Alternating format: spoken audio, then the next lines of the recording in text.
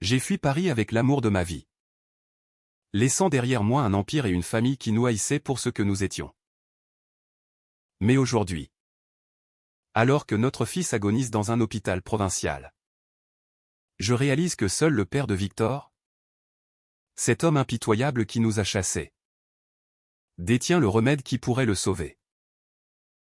Comment affronter le passé quand l'amour et la trahison se mêlent si cruellement? Dans un monde qui nous refuse encore le droit d'exister pleinement? Je m'appelle Octave. Et ma vie a basculé le jour où j'ai rencontré Victor. C'était à Paris, dans les couloirs étincelants de l'entreprise familiale des Beaumont, une multinationale pharmaceutique qui dominait le marché européen. J'étais un simple ingénieur en recherche, passionné par la biologie moléculaire, originaire d'une petite ville de Provence où l'on apprenait tôt à taire ses désirs secrets. Victor, lui, était le fils unique du PDG, Alexandre Beaumont.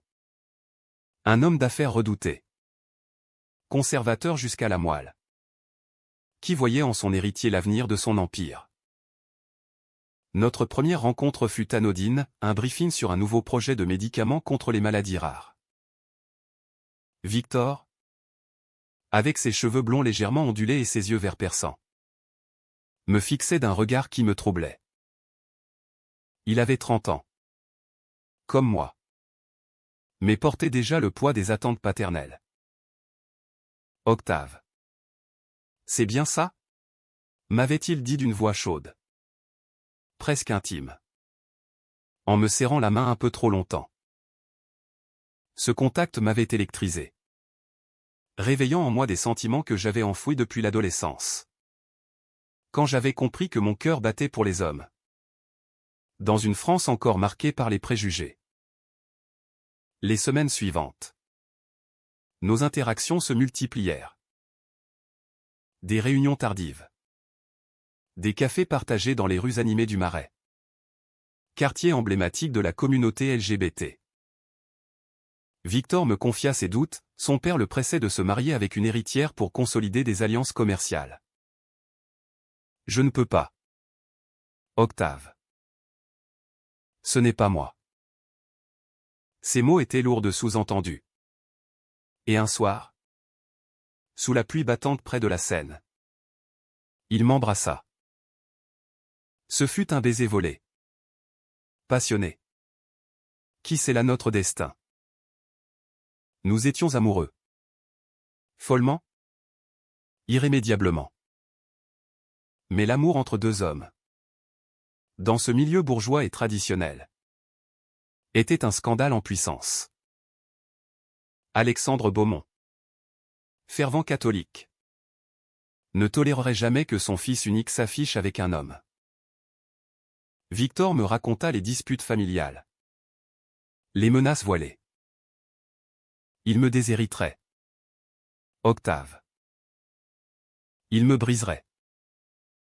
Pourtant, nous continuâmes en secret.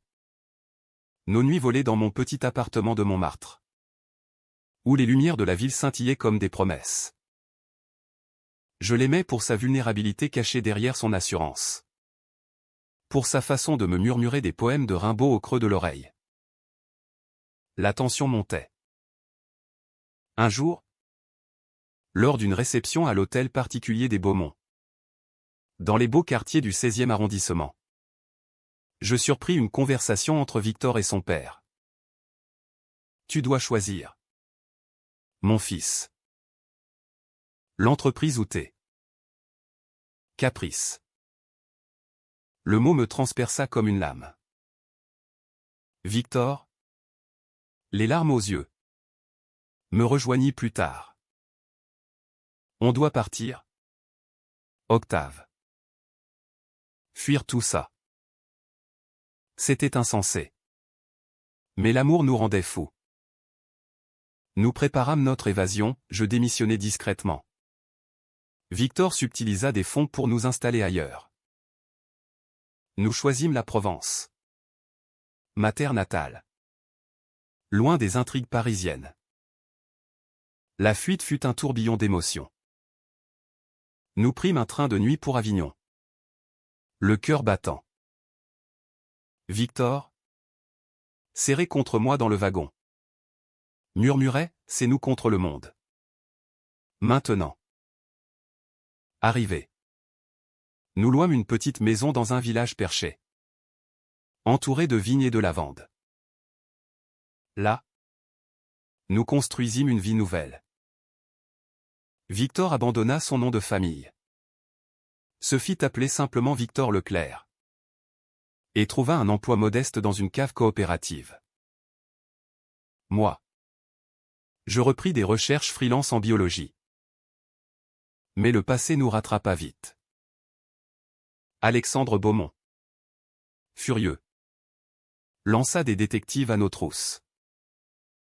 Des lettres anonymes arrivèrent, menaçant de révéler notre relation à la presse.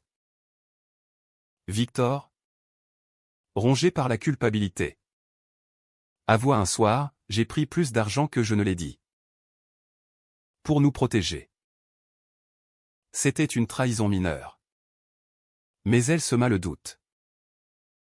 Était-ce de l'amour ou de la rébellion contre son père? Nos disputes éclatèrent. Intenses. Dramatiques. Tu m'utilises pour te venger de lui, lui criai-je un soir. Sous un ciel étoilé. Il pleura, me jurant que non.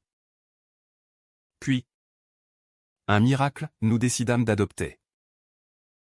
En France, les couples homosexuels pouvaient enfin le faire. Grâce aux lois progressistes. Après des mois de procédure, nous accueillîmes Louis. Un petit garçon de 2 ans. Orphelin d'un accident. Il devint notre soleil. Effaçant les ombres. Victor était un père attentionné. Moi un protecteur farouche. Notre famille était atypique. Mais réelle. Dans ce coin de Provence où les gens nous acceptaient avec une tolérance toute française. Pourtant, le destin frappa. Louis tomba malade. Des fièvres récurrentes. Une faiblesse inexplicable. Les médecins locaux diagnostiquèrent une maladie rare. Une déficience immunitaire génétique. Le traitement existait, un médicament expérimental développé par Beaumont Pharma. Ironie cruelle. Seul l'empire d'Alexandre pouvait le sauver. Mais il fallait un accès privilégié. Des essais cliniques fermés au public. Victor blêmit quand je lui annonçai. On ne peut pas retourner là-bas. Octave. Mon père nous détruira. Mais Louis agonisait. Ses petits yeux bleus emplis de souffrance. Le conflit intérieur me déchirait, l'amour pour mon fils contre la peur du passé. Les nuits devinrent des tourments. Louis, notre petit ange de 4 ans maintenant, gisait dans son lit d'hôpital à Marseille. Branché à des machines qui bipaient comme des accusateurs. Victor et moi nous relayions à son chevet. Nos mains entrelacées en silence. Mais la tension entre nous grandissait. C'est ma faute? Octave. Murmura Victor un soir. Les yeux rougis. Si je n'avais pas fui. Peut-être aurions-nous eu accès à ce traitement plus tôt. Je le regardais. Partagé entre tendresse et rage. Victor, avec son héritage bourgeois, avait toujours eu le luxe des choix impulsifs. Moi, issu d'une famille modeste, j'avais appris la prudence. Notre relation, si passionnée au début, révélait maintenant ses fissures. Des souvenirs affluaient, nos premières années en Provence. Idylliques, avec des promenades dans les champs de lavande. Louis riant aux éclats. Mais dessous, les secrets couvaient. Victor ne m'avait jamais tout dit sur son départ. Avait-il vraiment volé cet argent pour nous? Ou pour assouvir une vengeance personnelle contre son père? Un jour, je fouillais dans ses affaires. Poussé par le doute. Je trouvai une lettre jaunie. Datée d'avant notre fuite. Elle était d'Alexandre, si tu persistes dans cette folie homosexuelle. Je te coupe les vivres. Pense à ta mère. Qui en mourait de honte. La mère de Victor était décédée jeune. Et cela l'avait marqué. Était-ce cela qui l'avait poussé à partir? Ou y avait-il plus? Ma découverte déclencha une dispute explosive. Tu m'espionnes maintenant, hurla Victor dans notre petite cuisine provençale. Les assiettes volant en éclats. Après tout ce qu'on a traversé. Je pleurais. Lui avouant mes peurs. J'ai l'impression que tu caches quelque chose. Que notre amour n'était qu'un moyen d'échapper à ton père. Il s'effondra. Confessant enfin, avant moi. Il y avait eu un autre homme. Un employé que son père avait fait licencier et ruiner. J'avais juré de ne plus laisser ça arriver. Avec toi. C'était différent. Vrai. Cette révélation me blessa profondément. Mais elle humanisa Victor, le rendant plus accessible dans sa vulnérabilité. Pendant ce temps, l'état de Louis empirait. Les médecins nous pressaient, le médicament de Beaumont Pharma est la seule option. Mais il faut une autorisation spéciale. Victor refusa d'abord de contacter son père. Il nous haïra encore plus. Il dira que c'est une punition divine. Mais je le suppliai. Pour notre fils. Finalement, il céda. Et nous prîmes la route pour Paris. Le cœur lourd. La capitale nous accueillit avec son indifférence habituelle. Nous logeâmes dans un hôtel discret près de la gare de Lyon. Victor appela son père. La conversation fut brève. Tendue. Viens au bureau demain. Seul. Alexandre n'avait pas changé, autoritaire. Froid. Victor partit. Me laissant ronger mes ongles d'angoisse. À son retour. Il était pâle. Il accepte de nous aider. Mais à une condition, je dois revenir travailler pour lui. Et divorcer. Le mot me frappa comme un coup de poignard. En France, le mariage pour tous était une réalité depuis des années. Et nous nous étions unis civilement en Provence. Divorcer? Pourquoi, demandai-je. La voix tremblante. Victor baissa les yeux, pour que je me marie avec une femme. Consolide l'Empire. Il dit que c'est le prix pour sauver Louis. La trahison me submergea. Était-ce cela? Le plan d'Alexandre? Nous séparer pour récupérer son fils? Victor jura qu'il refusait. Mais je vis le doute dans ses yeux. Et si c'était la seule façon? Pour Louis. Nos nuits devinrent des batailles émotionnelles. Des pleurs et des étreintes désespérées. Je me sentais trahi. Non par Victor, mais par le monde qui nous forçait à ces choix inhumains. Pourtant, au milieu du chaos, des moments de tendresse ressurgissaient. Une promenade nocturne le long de la Seine, où Victor me serra contre lui. Je t'aime, Octave. Plus que tout. Ces mots ravivèrent la flamme. Mais la réalité nous rattrapait. Nous décidâmes de rencontrer Alexandre ensemble. Contre ses ordres. Le rendez-vous eut lieu dans son bureau haussmannien, surplombant les Champs-Élysées. Alexandre, un homme de 60 ans au regard d'acier, nous toisa. Vous avez osé venir ensemble? Sa voix était glaciale. Il nous parla de tradition, de famille, de valeurs françaises éternelles. L'homosexualité est une mode. Une faiblesse. Victor, tu peux encore te racheter. Je bouillonnais intérieurement. Mais pour Louis, je me tue. Victor, tremblant, défendit notre amour, père. C'est réel. Et Louis est notre fils. Sauvez-le. Par pitié. Alexandre rit amèrement. Votre fils? Un caprice. Mais je suis un homme d'affaires. Je vous donne le médicament si Victor signe un contrat, retour à l'entreprise. Et fin de cette union. Le dilemme était atroce. Sauver notre enfant ou notre amour? Victor hésita, me regardant avec des yeux emplis de larmes.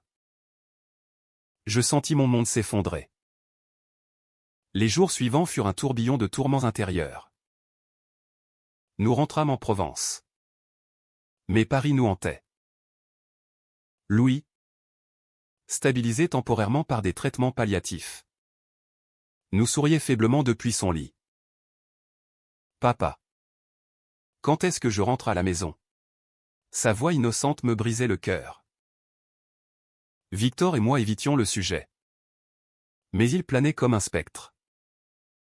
Je me replongeai dans mes recherches, espérant trouver une alternative aux médicaments de Beaumont. Des nuits entières passées sur mon ordinateur, à contacter des collègues en Europe. Mais rien, le brevet était exclusif, gardé jalousement par l'Empire. Victor, de son côté, recevait des appels incessants de son père. Pense à l'héritage. Mon fils. À ton devoir. Ces mots semaient le doute en lui. Je le voyais. Une nuit. Après une dispute où je l'accusais de faiblesse, Victor disparut. Il revint au matin, les yeux hagards. J'ai rencontré quelqu'un. Octave. Un ancien ami de l'entreprise. Il dit que mon père cache quelque chose. La révélation tomba, Alexandre avait manipulé des essais cliniques par le passé. Pour des raisons financières. Peut-être y avait-il un moyen de le forcer à aider sans condition. Mais cela impliquait du chantage. Un risque énorme. Le conflit moral me déchirait. Étais-je prêt à devenir comme lui? Impitoyable? Victor? Rongé par la culpabilité. Avoua un autre secret, avant notre fuite. Il avait copié des documents sensibles de l'entreprise. Par précaution. C'était pour nous protéger. Au cas où. Cette trahison passée ressurgit, amplifiant nos tensions. Tu m'as menti depuis le début, criai-je, le poussant contre le mur de notre maison. Il pleura, s'excusant. Mais le mal était fait. Pourtant, l'amour persistait. Tenace. Dans les moments de calme, nous nous rappelions pourquoi nous avions fui, pour être libres. Pour nous aimer sans chaîne. Une soirée. Assis sur la terrasse surplombant les vignes. Victor me prit la main. Octave. Quoi qu'il arrive. Tu es ma vie. Ces mots, chargés d'émotion, me firent fondre. Nous fîmes l'amour tendrement non pas charnel, mais spirituel. Une communion d'âme. Mais la crise culmina. Louis eut une rechute sévère, les médecins nous donnèrent des semaines. Au mieux. Paniqués. Nous décidâmes d'utiliser les documents. Victor contacta un journaliste du Monde. Anonymement. Menaçant de révéler les irrégularités si Alexandre ne fournissait pas le médicament gratuitement. La réponse fut violente. Alexandre débarqua en Provence. Escorté d'avocats. Vous osez me menacer, tonna-t-il dans notre salon rustique. Victor, tremblant mais déterminé. Teint bon, pour Louis. Oui. Je restais en retrait, observant cet homme qui avait brisé tant de vies. Alexandre, pour la première fois, montra une faille, ta mère. Elle aurait voulu que tu sois heureux. Mais pas comme ça. Une allusion à son propre passé. Peut-être des regrets enfouis. La négociation fut âpre. Alexandre accepta finalement. Mais pas sans contrepartie, Victor devait signer une clause de non-divulgation et renoncer à tout héritage. Tu choisis ta famille contre la mienne. Victor signa. Les larmes coulant. C'était une victoire amère. Mais Louis recevrait le traitement. Le médicament arriva par avion privé. Les médecins l'administrèrent. Et miracle, Louis réagit positivement. Ses fièvres baissèrent. Son sourire revint. Victor et moi, épuisés, nous serrâmes dans les bras. Soulagés. Mais le prix était élevé, la relation avec Alexandre était irrémédiablement brisée. Et nos secrets avaient creusé un fossé entre nous. Dans les semaines suivantes, nous tentâmes de recoller les morceaux. Des promenades en famille dans les marchés provençaux, où l'odeur des herbes et du pain frais nous rappelait la simplicité de la vie. Victor, libéré de l'ombre paternelle, semblait plus léger. On a gagné. Octave. Notre amour a tenu. Mais je sentais une ombre, la trahison des secrets. Les doutes persistants. Un soir, alors que Louis dormait paisiblement, Victor me confia, « J'ai peur que tu ne me pardonnes jamais. » Je le regardai. Les yeux dans les yeux. L'amour, c'est pardonner. Victor. Mais c'est aussi la vérité. Nous parlâmes jusqu'à l'aube, déversant nos peurs, nos regrets. Ce fut cathartique. Un nouveau départ. La guérison de Louis fut progressive, mais miraculeuse. Il reprit des forces, courant dans les jardins de notre village, riant aux éclats. Victor et moi, marqués par l'épreuve, redécouvrîmes notre lien. Pourtant, les cicatrices restaient. Alexandre, fidèle à sa parole, disparut de nos vies. Mais son ombre planait. Des rumeurs dans la presse pharma parlaient de remaniement chez Beaumont. Comme si notre chantage avait ébranlé l'Empire.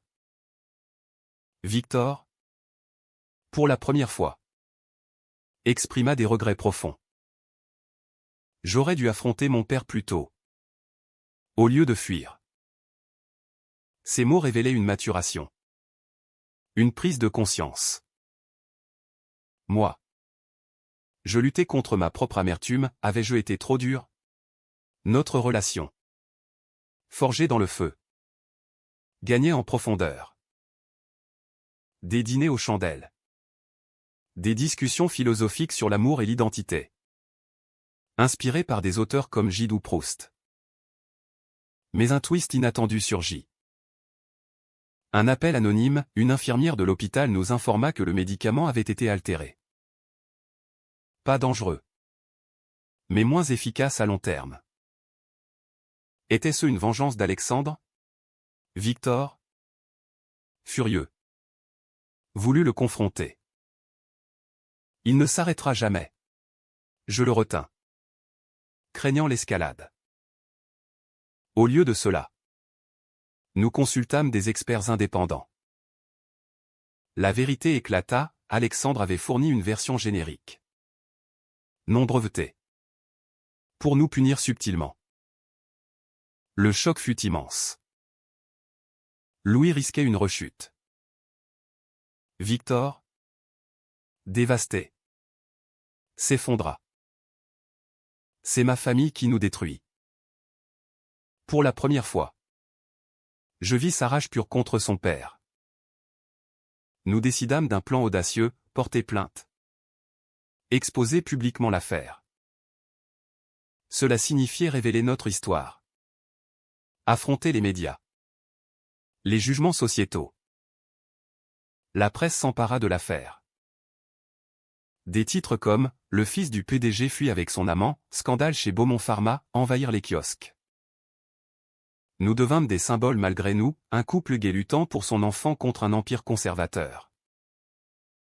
Les soutiens affluèrent. De la communauté LGBT parisienne aux associations humanitaires. Mais aussi les haines, lettres anonymes. Insultes en ligne. Rappelant que la France, malgré ses lois, abritait encore des intolérances. Victor témoigna devant les caméras. La voix brisée, mon père m'a chassé pour qui j'aime. Aujourd'hui, il met en danger mon fils. Alexandre riposta par un communiqué, des allégations mensongères d'un fils ingrat. Le procès s'annonçait épique. Divisant l'opinion. Moi. En retrait. Je soutenais Victor. Mais intérieurement, je tremblais. Était-ce la fin de notre paix provençale? Au milieu du chaos. Un moment de clarté, Louis, sentant notre détresse, nous serra dans ses petits bras.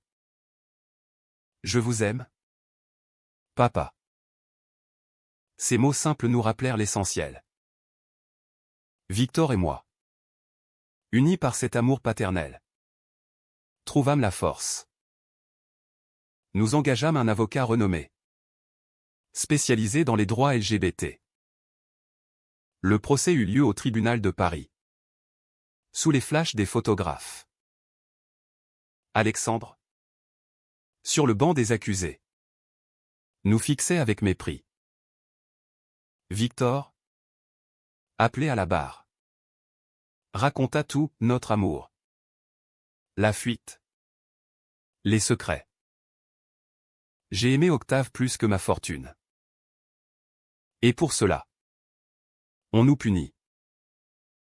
Ses larmes émurent la salle. Moi, témoignant à mon tour, parler de notre famille, en France.